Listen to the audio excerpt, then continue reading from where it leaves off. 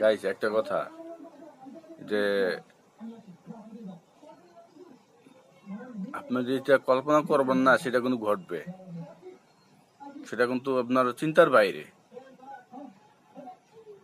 যে এই ভালো এই খারাপ হয়ে গেল, মানে যা কখনো বিশ্বাসের অযোগ্য, সেটাই ঘটছিল আমার জীবনে, যে আমি কল্পনা করতে পারি নাই। মানে সবকিছু ঠিক ছিল, কেন তুই এরম করলি? যে আমার অপরাধটা কোথায়?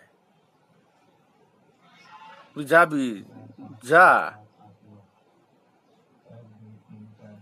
বিশ্বস্ত মানুষ তুই নষ্ট করলি, একটা বিশ্বস্ত মানুষ নষ্ট করলি। বুঝতে পারলি না যে কোন মানুষটা কিরকম? এত বিশ্বাসের মাঝেও তুই ছুরি মেরে দিলি।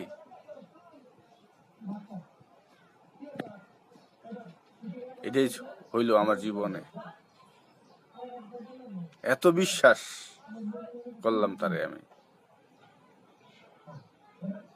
টেনশন নিও না, প্যারা নিও না, কি যে চিন্তা করে সে আল্লাহই জানে। আমি জিজ্ঞাসা, কি টেনশন করো? তো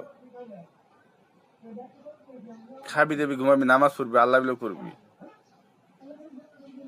আর আমি কাজ করবো। কিন্তু কাজটা যা করলি,